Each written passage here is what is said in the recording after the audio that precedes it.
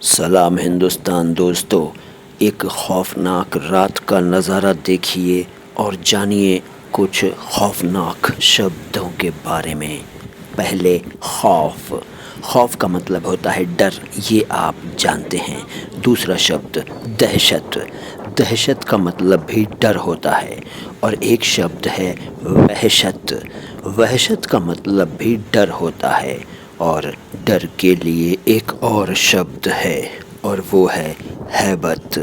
اس کے بعد اضطراب، اضطراب کا مطلب ہوتا ہے بے چینی۔ ابھی اندھیرا ہونے والا ہے، دیکھیے پارک میں اندھیرا ہو جائے گا۔ مضطرب ایک شبد ہے، مضطرب، اس کا مطلب ہوتا ہے بے چین۔ اور پھر لرزا، لرزا کا مطلب ہے کپ کپی۔ اور پھر لرزاں، لرزاں کا مطلب ہے کانپتا ہوا یا کانپتی ہوئی۔ اس کے بعد تشویش، تشویش نہیں یار، تشویش، ش بولو ش بولو ش بولو ش، تشویش۔ پارک میں اندھیرا ہو چکا ہے۔ تشویش کا مطلب ہے چنتا یعنی فکر۔ اس کے بعد مہیب، مہیب کا مطلب ہے ڈراؤنا۔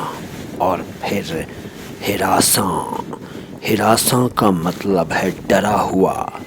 اس کے بعد اندیشہ، اندیشہ کا مطلب ہے خطرہ، ڈر، شک۔ اور پھر خدشہ، خدشہ کا مطلب ہے چنتا، ڈر۔ اس کے بعد خوفناک یعنی بھیانک۔ اور پھر خائف، خائف کا مطلب ڈرا ہوا۔ اس کو خوف زدہ بھی کہتے ہیں، خوف زدہ۔ اس کے بعد ہیبت ناک یعنی ڈراؤنا۔ اس کے بعد تشویش ناک یعنی چنتا جنک۔ اور پھر ہیبت زدہ یعنی ڈرا ہوا۔ دوستو یہ تو آپ جانتے ہیں کہ میرے پاس شبد بہت ہیں، لیکن باقی شبد اگلی ملاقاتوں میں۔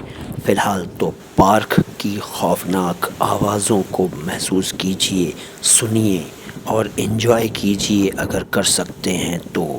میں ہوں معین شمسی اور یہ چینل ہے ہندی اور اردو دونوں بھاشاؤں کے شبدوں کے شدھ اچارن کو ایک ساتھ سمرپت اپنی طرح کا ایک ماتر چینل۔